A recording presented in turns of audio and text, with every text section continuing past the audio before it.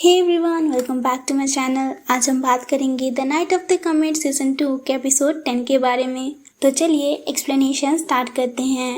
Episode 10 की शुरुआत में बाई शाओशिन बार में खूब मजे करती है। मजे करने के बाद बाई शाओशिन, दानदन और उसके दोस्त देखते हैं कि यू जिमो किसी रिपोर्टर के साथ लिन के बारे में झूठी न्यूज फैलाने की बात कर रहा है ताकि वो लिन का करियर बर्बाद कर सके।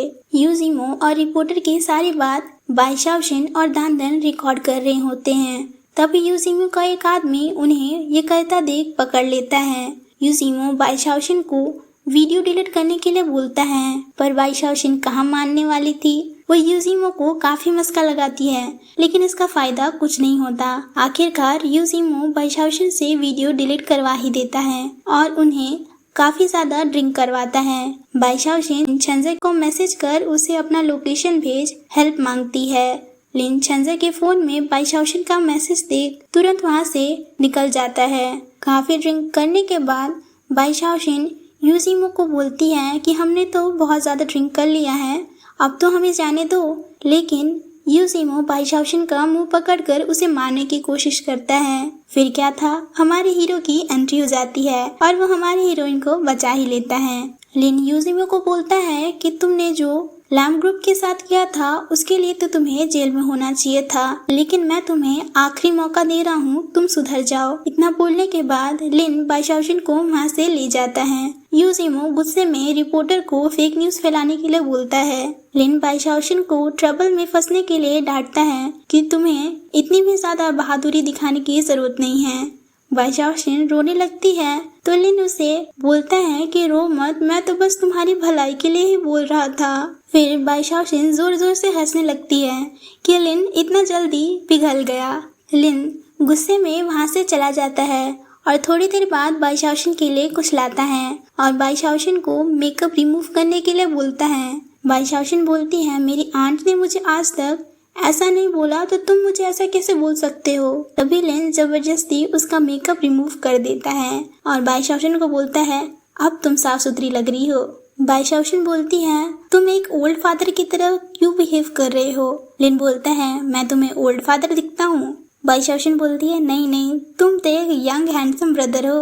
और भाई का नाम सुनकर तो लिन बाई शाओशिन से दूर भागने लगता है। लिन बाई शाओशिन को घर पहुंचाता है। बाई शाओशिन जाने लगती है तो लिन उसे रोककर उसे गिफ्ट के तौर पर एक लॉलीपॉप देता है। बाई शाओशिन सोचती है, कुछ ना मिलने से अच्छा तो यही सही है।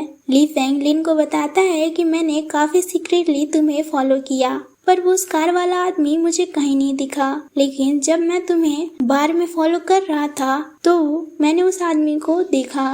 लिन बोलता है, क्या तुम बार में भी मुझे फॉलो कर रहे थे। ये सोचकर तो लिन एम्बैरस ही हो जाता है, और क्यों ना हो, वहाँ पे वो बाई शाओशिन के साथ जो था। ली फेंग बताता है कि स्कार वाले आदमी को उसने बाई शाओशिन के घर के पास भी देखा, लेकिन वो स्कार वाला आदमी उसे चकमा देकर भाग निकला। ली फेंग बोलता है कि शायद वो बाई शाओशिन का पीछा कर रहा है ताकि वो बाई शाओशिन के जरिए तुम्हें नुकसान पहुंचा सके। लिन ली फेंग को बाई शाओशिन को प्रोटेक्ट करने के लिए बोलता है। लिन के ग्रैंडपा लिन और छिन के रिलेशनशिप के बारे में फेक न्यूज देखते हैं, जो कि उन्हें रियल लगता है। उन्हें लगने लगता है कि लिन और छिन रिलेशनशिप में हैं और लिन का बेटा है। ग्रैंडपा तुरंत छिन को कॉल कर घर पे आने का इनविटेशन देते हैं। दोस्तों, अगर अभी तक हमारी वीडियोस आपको अच्छी लग रही है तो हमारे चैनल को लाइक और सब्सक्राइब करें, और ऐसे ही नए नए वीडियोस के अपडेट्स के लिए हमारी इंस्टा आईडी जस्ट अंशिका को भी फॉलो करें। तो चलिए कहानी पे वापस आते हैं। जब लिन घर में बैठा होता है तो ग्रैंडपा उसे घूर घूर कर देखने लगते हैं। लिन बोलता है, अगर आपको कुछ बोलना ही है तो बोल दो, मुझे ऐसे घूर घूर कर मत देखो। ग्रैंडपा पूछते हैं, तुम मुझे कुछ गुड न्यूज देने वाले हो। लिन बोलता है, नहीं तो। ग्रैंडपा बोलते हैं, जो अभी आने वाले हैं ना, उन्हें देखकर तुम तो पक्का ही खुश हो जाओगे। तभी वहाँ छिन, लिन और बाई शाओशिन आ जाते हैं। ग्रैंडपा सबको लंच के लिए बोलते हैं। ग्रैंडपा लिन से पूछते हैं, तुम्हें अपने डैड बहुत ज्यादा पसंद है ना। छिन बोलती है, हाँ, ऑफिस में सभी लोग बोलते हैं कि लिन ब्रैड पिट की तरह दिखता है। ग्रैंडपा बोलते हैं, ब्रैड पिट? लिन तो लिन का बेटा है ना। लिन ग्रैंडपा को बोलता है, लगता है आपने सुबह वाली फेक न्यूज सुन ली है। लिन बाईशाओशन के साथ वहाँ से चला जाता है और बाईशाओशन को बताता है कि बड़ों की बात नहीं सुननी चाहिए। बाईशाओशन लिन को बोलती है कि लिन उसे एक्सेप्ट कर ही लेगा। लिन बताता है कि लिन उसके डैड नहीं है और ये सुनकर तो बाईशाओशन को जोरों का धक्का लगता है। लिन बोलता है, अंकल लिन बिल्कुल रोमांटिक नहीं है और मेरी मॉम को तो रोमांटिक लोग ही सूट करते हैं। बाईशाओशन बोलती है, लिन बहुत अच्छा है।